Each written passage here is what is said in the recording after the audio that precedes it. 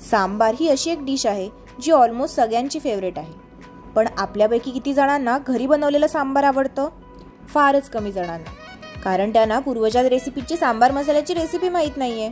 काही हरकत नाही, आज जी सांबार मसाल्याची रेसिपी दाखवणार आहोत तो मसाला तुम्ही एकदा बनवून ठेवलात की जेव्हा सांबार खायची इच्छा होईल त्यावेळी हा मसाला वापरून झटपट सांबार बनवता येईल। साहित्यामध्ये घेतली आहे 1 कप उडीद डाळ, 1 कप चणा डाळ, 1.5 कप धणे, अर्धा कप जिरं, 17-18 बेडगी मिरच्या।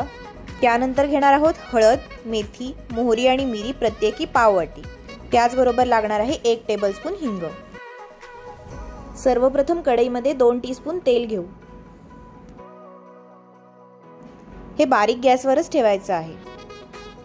तेल चांगलं गरम झालं की त्यामध्ये ऍड करणार आहोत 1 कप चणा डाळ।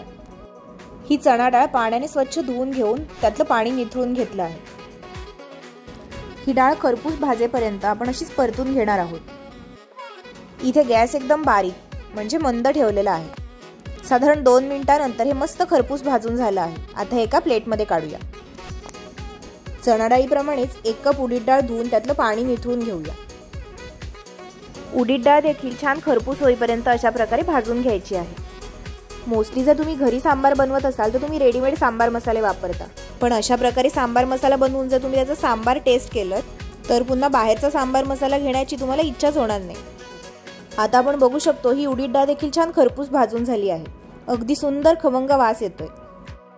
ही परफेक्ट भाजली आहे की नाही हे याच्या रंगावरून तर कळतच, पण एखादी डाळ खाऊन बघितली आणि ती छान कुरकुरीत झाली आहे की ओळखायचं डाळ व्यवस्थित भाजली गेली आहे। डाळी तर भाजून झाल्या, आता इतर इन्ग्रेडियंट न भाजताच घ्यायचे आहे। मिक्सरच्या भांड्यामध्ये घेऊ 1.5 कप धणे, भाजून घेतलेली 1 कप चणा डाळ, 1 कप उडीद डाळ, अर्धा कप जिरं,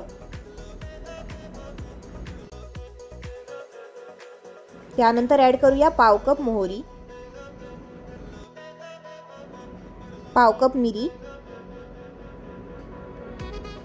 पाव कप मेथी आणि 17 ते 18 बेडगी मिरच्या। त्यानंतर ऍड करायची आहे पाव कप हळद आणि 1 टेबलस्पून हिंग।